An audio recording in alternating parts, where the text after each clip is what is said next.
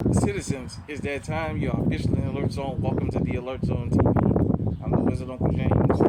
I would love for you to become an active citizen of Alert Zone, and you already know how to do that. So, I got my Canic TP9SA, clear, safe direction, all that other YouTube compliant stuff. Hell, I can decoct this. Chambered in 9mm when I went to EDC. I wanted to talk to everybody. Never mind the wind, because it's really windy out here right now, but I got a chance, so I wanted to really talk about something that we preach here in the Alert Zone. If you're new to this channel, definitely want to stick around. If you've been to this channel, I want you to drop me at 100 up in here. What I'm about to tell you is the truth. Again, is encounters with law enforcement and why that is always so prevalent and why it must be constantly talked about. I know here in YouTube, a lot of people don't want to hear that kind of stuff. All you want to do is see shooting and hear about guns and this way.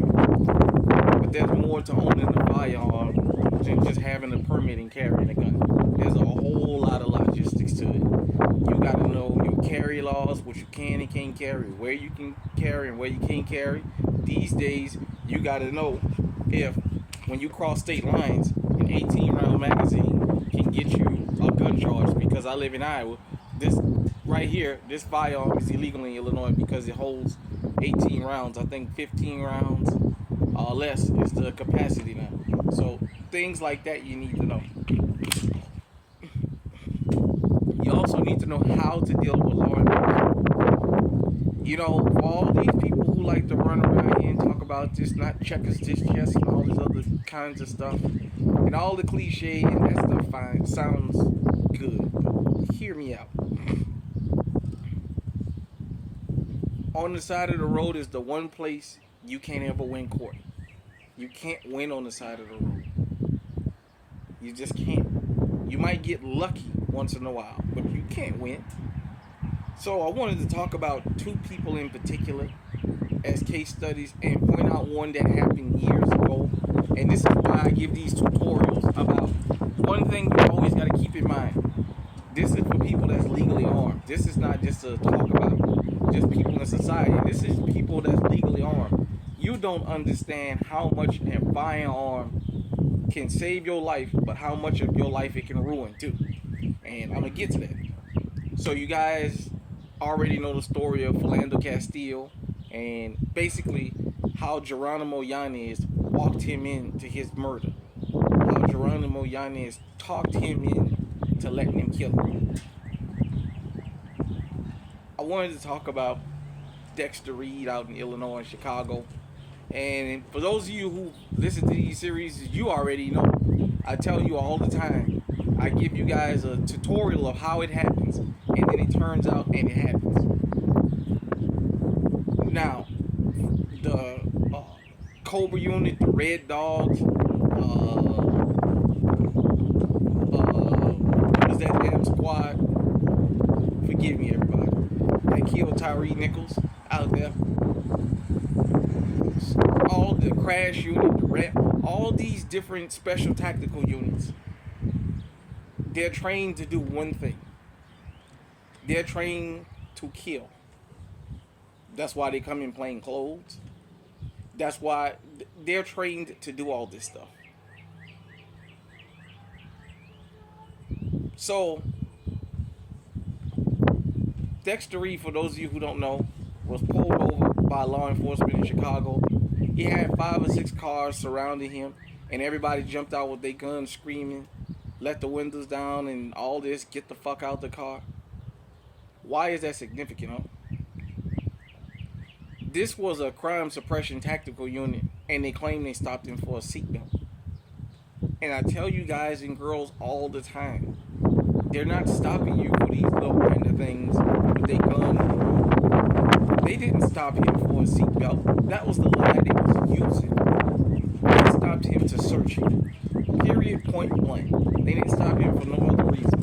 You don't surround me and say I'm stopping you for a traffic violation. I've had it happen to me so many times in New Orleans that it just became a normal thing.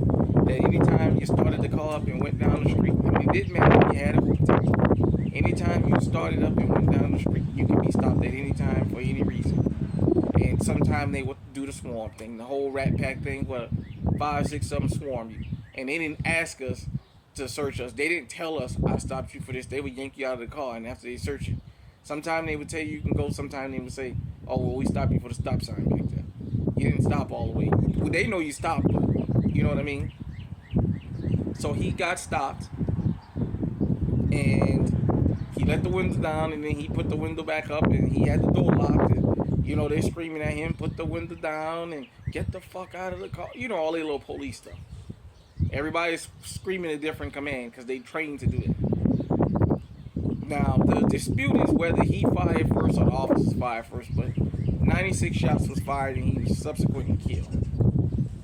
This is the part of the story that I find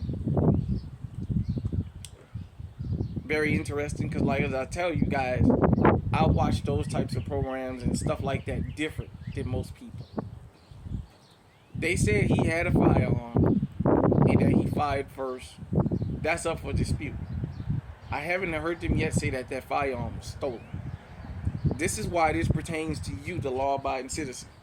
Because if that firearm was stolen, real quick, that would have been the first thing they say. Oh, he had a stolen firearm and he was trying to use it. I've yet to hear at this minute, as I record this video, them saying that that gun was illegal. All they keep saying is that he fired and they fired 96 shots. Now, I understand 96 shots is excessive, but we as the law-abiding citizens got to understand something when it comes to 7 legally armed cops out there. If one shoot, they all gonna shoot. That's what they do. Doesn't matter if they inferior their life or not. The first one that lets a round off, the rest of them gonna let rounds off in succession. Just like down in Florida, the guy who's laying on the backseat of the cop car, and the guy hollered he heard a echo. I'm shot, and starts shooting his police car, and then the female comes up and says from where, and she opens fire. She didn't see no gunshots coming from this man, but she opens fire. So, but this is the kind of stuff I talk about and I tell you guys and girls about. You don't know who's behind those badges, and you don't know what their intentions is. When 5 cops jump out on you with guns drawn, their intentions is murder. You better assume they're looking for trouble. I don't care if law enforcement pulls me over and doesn't get out flashing me their firearm. I'm always in the assumption they're looking for trouble. Even if I know I did something wrong, I'm still always suspicious of them like they're suspicious of us. And because my suspicion has a limit to how beneficial it can be to me, I have to be strategical. I have to say, well, if I'm going to pull over and I'm going to stop for him, I'm sitting down, he's standing up. If it's 2 of them, one is on this side of the car, the other one is on the other side of the car. And the guy or girl that comes up on your blind side usually have their firearm drawn already. So you're in a position where you can't win. Now, I understand that this fella could have been in fear of his life, because what do when 6, 7 cars swarm around you and everybody got plain clothes on?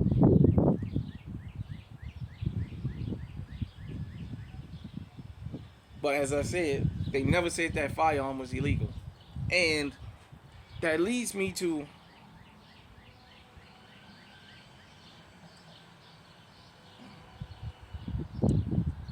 hold 1 second, I'm sorry.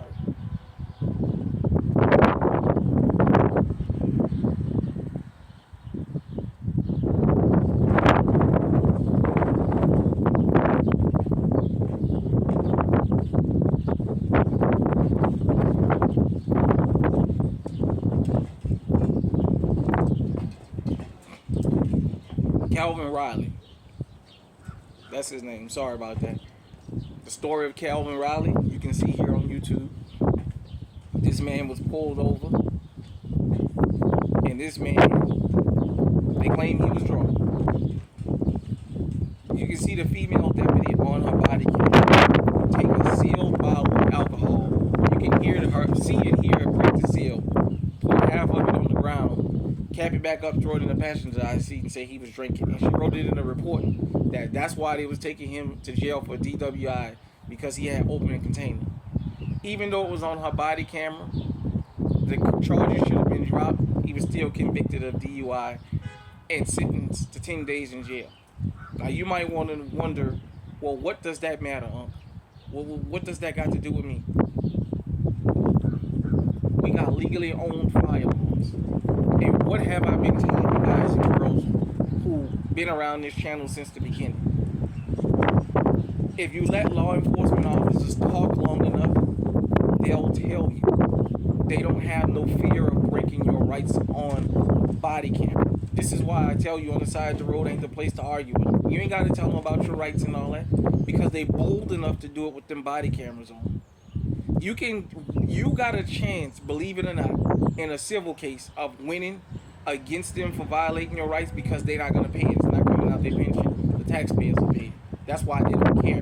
There's no personal accountability for it. But she did that on video.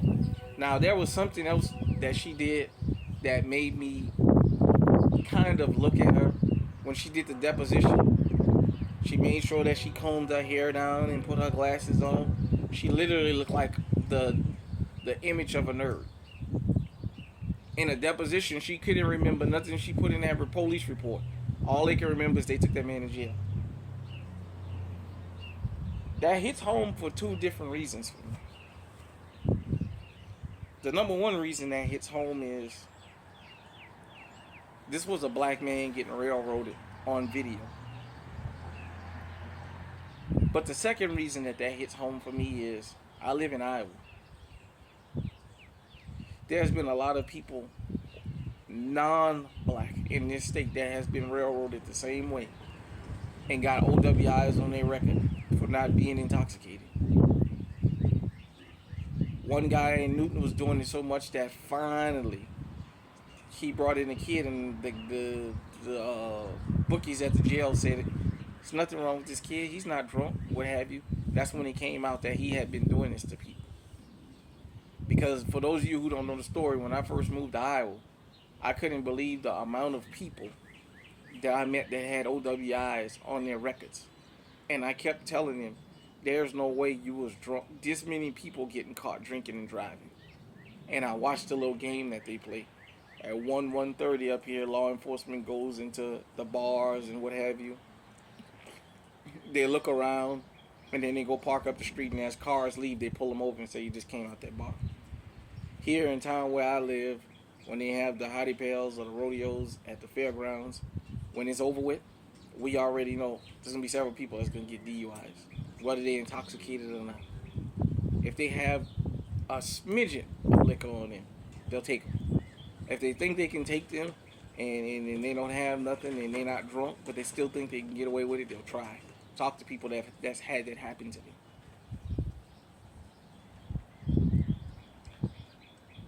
I want you to understand something. Everybody out there that see this. Calvin Ridley can happen to any one of us. Dexter Reed can happen to anybody at any time. At any given time that you got a whole bunch of law enforcement officers surrounding you with their pistols drawn, they're telling you they're coming in attack mode and they will kill you. All they're looking for is an opportunity. There is no way on earth they stopped that man for a seatbelt. When we tell you guys out there to stop for a seatbelt ends in somebody's death, this is what we're talking about. You don't need 5 officers that's on a special tactical unit, a special crime suppression unit to stop somebody for a seatbelt. It's like with Tyree Nichols. You didn't need that many officers to stop him for his quote-unquote driving violation. The Golden Squad in Rankin County, Mississippi, you didn't need all that. Just like law enforcement don't know who they're pulling over, you don't know who's pulling you over. You don't know their intention. Calvin Ridley would have never thought in a million years that he would be going to jail for DWI at night. and that the officer would blatantly open that bottle of liquor and pour some of it out and write it in her report that was why she was arresting him, and do it on her body camera, and he still get convicted. Calvin Ridley never thought in a million years that it happened to him, but it can happen to any of us. I'm not anti-law enforcement, I'm just pro-justice. But I'm also pro-strategic for those of us that's law-abiding citizens that carry legal firearms. This is what you're up against. The one thing, if something was to happen to you by law enforcement, they can prove this firearm is mine. If the camera is not on, they can prove that this firearm is mine, and it's their word against mine that I did them something wrong. Now, if there's no camera, they can shoot me and say, well, he went for his gun. Well, you can't argue that this is my gun. For those of you who don't understand understand this. You can't be drunk and in possession of a firearm. That's a crime. That's unlawful carrying of a weapon. If they say you're drinking and driving and you have a firearm, that's an additional charge. I know because it happens to somebody I know. He just was smart enough to get around and beat the system. But because he was intoxicated, if you read your concealed carry permits, it tells you that your permit is invalid off you if you are high or intoxicated. So if you are quote unquote legally intoxicated and you have a firearm, you're not in law. Under the law, you can't be in possession of this weapon out in public. Now, if you at your home and somebody comes in, is one thing. You can't even sit out in front of your door in the car with this if you're drunk, because you're on the public road. Even on your private property, they can go after you.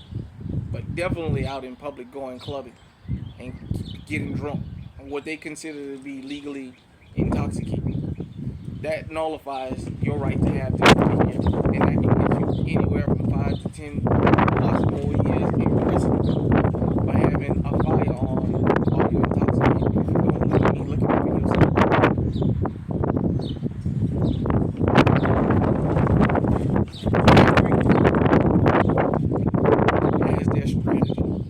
Every group has their forewarners. I'm our group.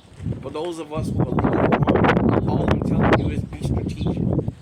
Don't argue with these people on the side of the road, and I'm going to tell you why again. Number one, you can't win.